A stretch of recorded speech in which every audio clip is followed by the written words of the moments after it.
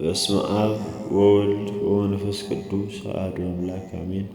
አንድ አምላክ በሚሆን በአብ በወልድ በመንፈስ ቅዱስ ስም ሚያዝያ 11 በዚች ቀን የከበረችና የነጻች እመምኔት ታውድራ አረፈች።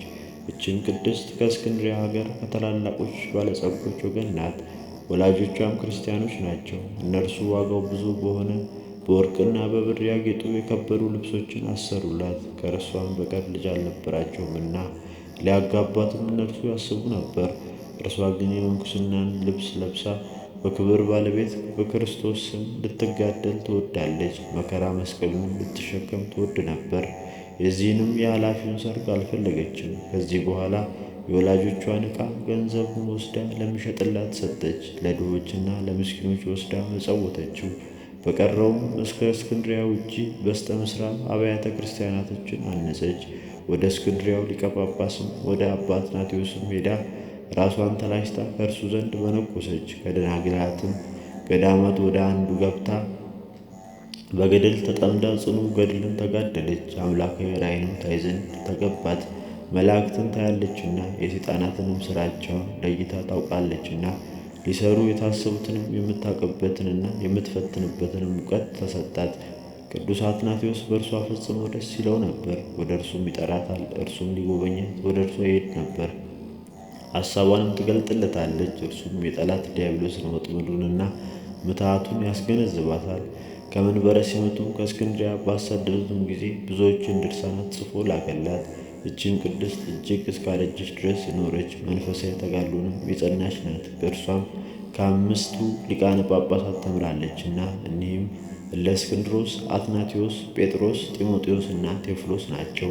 እቺ ቅድስት በላይዋ ባደረ በመንፈስ ቅዱስ ጸጋ ጥቅም ያላቸው ብዙ ድርሰቶችን ደረሰች። እንዲህም ብለው ጠየቋት፣ ሰው ተርታ ነገርን ቢናገር ዝም በል ሊሉት ወይም እንዳይሰሙት ጆሮአችንን መክደን ይገባልን? እንዲህም ብላ መለሰችላቸው፣ ምንም ሊሉት አይገባም። ነገሩ ደስ እንዳላቸው ሁሉ ነው። ዝም ይበሉ እንጂ ሰው ማዕዱ በፊቱ ቢኖር በላዩም በጎ የሆነና ብላሽ የሆነ ምግብ ቢያኖሩ ይህም ብላሹን ከኔ ዘንድ አርቀው አልሻም ልትለው አይቻልህምና መጥፎን ትተህ ከምትፈቅደው ትበላለህ እንጂ። ያ ትሕትና ያለ ጾም ያለ ጸሎትም ሰይጣንን ድል የሚነሳው የለም። መላ ዕድሜዋም 152 ሆኗት በሰላም አረፈች። ጸሎቷ በረከቷ ከእኛ ጋር ለዘላለሙ ይኖር አሜን።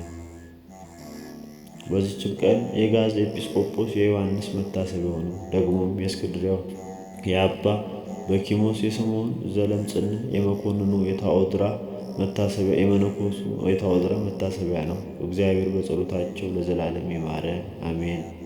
ጌታዬ ሆይ ከብልጽግናቸው ብዛት የተነሳ ብዙ መባ ከገቡልህ ይልቅ የድሃይቱን አነስተኛ መባ እንደተቀበልክ ለሁል ጊዜ የማያገለግሉህን አእላፍ መላእክትን እያሳሰብኩ በችግሬ ጊዜ የማቀርብልህን ምስጋና ተቀበል። እናንተ ቅዱሳን ነቢያት፣ የወንጌል ሰባኪያን ሐዋርያት፣ ሰማዕታት፣ ጻድቃን፣ ትጉሃን መላእክት፣ ፍጹማን ደናግላን እንዲሁም ደጋጎች መነኮሳት ሆይ ልጅ አዋቂ ሳይለይ የምንሰበሰብበትን የጉባኤ ቦታ ባርኩ።